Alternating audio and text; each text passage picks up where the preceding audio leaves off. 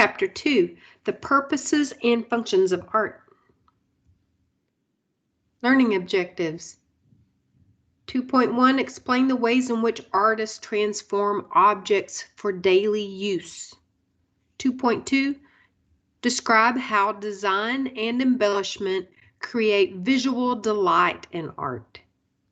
2.3, compare the different ways in which art can function as a means of communicating information. 2.4, discuss the use of art for both public and personal expression. 2.5, demonstrate how art can be used to meet religious and spiritual needs. 2.6, explain how art can be used for political purposes. Introduction. Art forms as a result of meeting deep and subtle needs as a society. There are public purposes, not personal goals of the artist. Art in its social and cultural context. There are 6 functions that we'll go over and may address more than one need. Art for daily use. Explain the ways in which artists transform objects for daily use. Designing for everyday, we have Eva Zeisel's Sauce Boat with Ladle, which is a playful search for beauty. And these have been mass-produced. George Nakashima Conoid chair is a radical shape to a common seat. It's missing some legs. Here's a bigger image of Zeisel's Sauce Boat with Ladle, which is meant to be playful and an interesting chair by Nakashima. Art for daily use can be used for embellishment. So society values artistic embellishment of everyday things, such as a cell phone case. There's an urge to embellish, which motivates creativity. This is an example of a resist dye cloth by the Yoruba people. And here's a bigger image.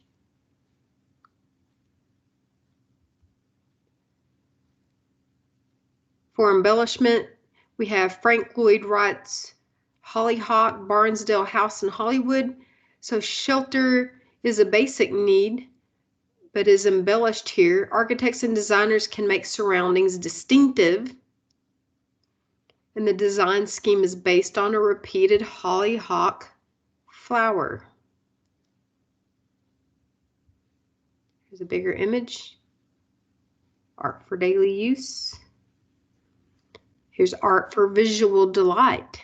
Delight is often seen as a principal goal of art. It happens when we're captivated by a work of art. We enjoy it aside from practical or moral or political consideration. Aesthetics is a branch of philosophy that studies how and why artworks are considered beautiful. Beautiful is something that's pleasing to the eyes and agreeable to the mind, and that varies across cultures. Idealism, in terms of art for visual delight, beauty is found in something that is ideal or close to perfection. It's behind much of the art created in ancient Greece. So this charioteer sculpture is not based on an actual person, but an ideal person. It has balance and quiet dignity. Here's a bigger image created in 470 BCE.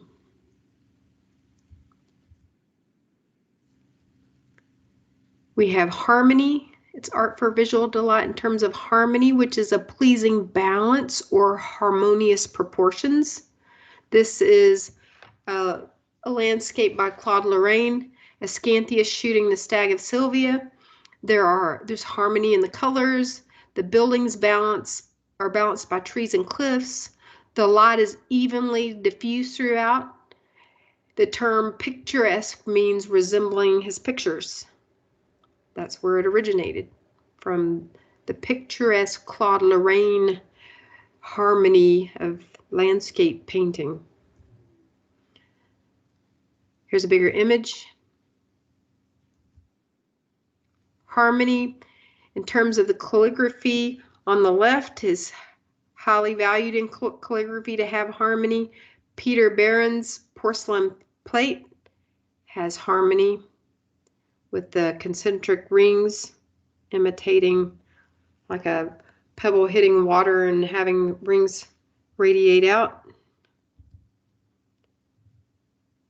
This is by Emperor Lizong, and the book says that he was more interested in making art than being an emperor. There's a Peter Behrens porcelain plate. Both of these are harmonious. Art for communicating information. Art is often used to impart information and ideas.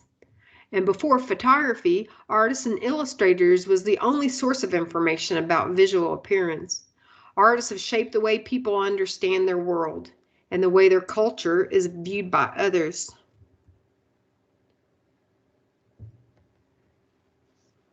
Art is used for storytelling.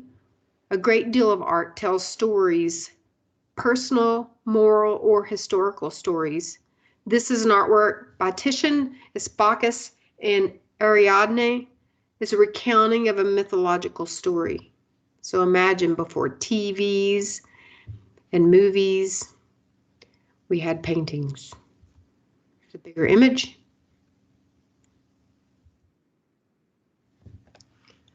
So art communicates storytelling. Some art tells stories of everyday life. It helps broaden other people's perspective. It shows how other people live. We have on the left, Abraham Cruz Villegas Auto Construction Suites. It has a seeming disorder that represents an artist's family home. And then on the right, these photos reveal lives of other people to us. It's Carrie Mae Weems, the Kitchen Table series. Here's a bigger image by Cruz Villegas. And here are the Carrie Mae Weems. We have some Carrie Mae Weems at the Modern in here in Fort Worth. So we have commentary. So art can communicate commentary. Artists often speak in a language that's easy to understand. You view art's primary purpose as communication. Here on the left, we have William Hogarth's Gin Lane, which exposes the horrors of excess. And then on the right, we have Chris Jordan's Midway, Message from the Geyer series. It uses art to inform viewers about the human impact on the landscape. Bigger image of Hogarth. Chris Jordan.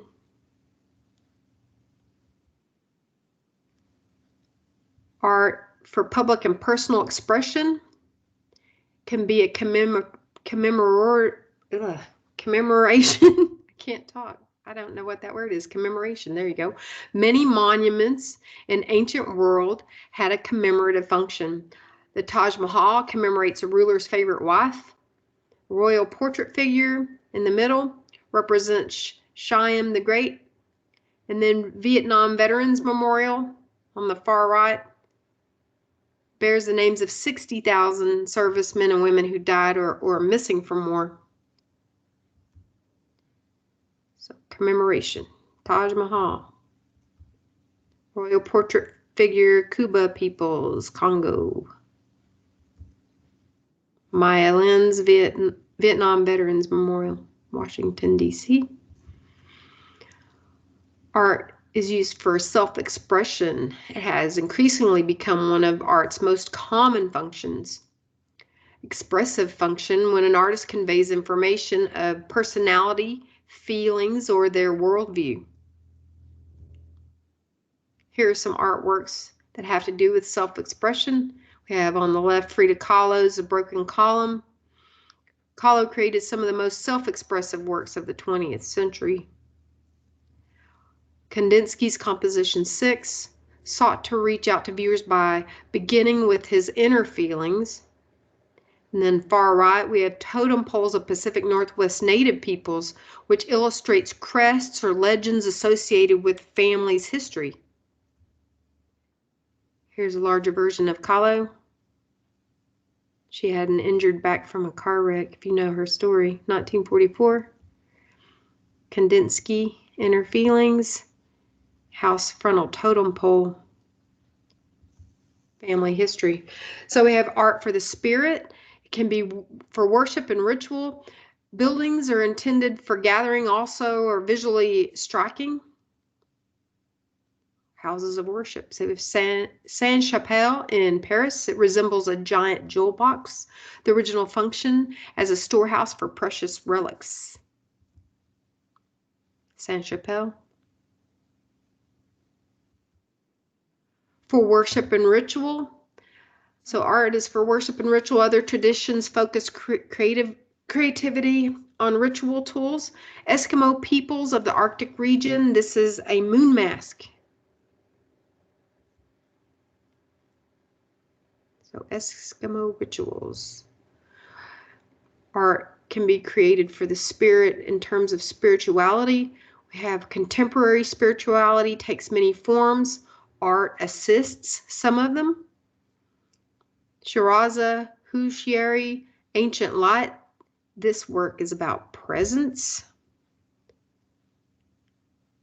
And then Nancy Holt, Sun Tunnels. That's there on the right.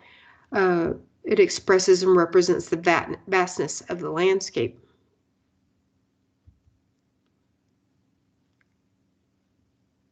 Hushieri's Ancient Light, 2009.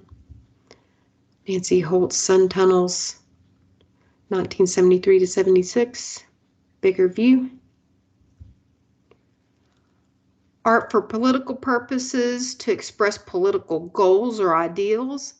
Some are to persuade us to submit to authority. Others express protest or encourage revolt. They can be used for persuasion, to invite, and it urges to do or think things we may not have otherwise. Here's an example of an artwork plaque. It's the rulers of West African region of Benin, and these plaques were used to decorate their palaces. The original function, it was as a storehouse for precious relics. These represent power and authority. On the left, it's the rulers of West African region of Benin, plaques to decorate their palaces. And then on the right, we have a photo of the United States Supreme Court building where they use art to express authority.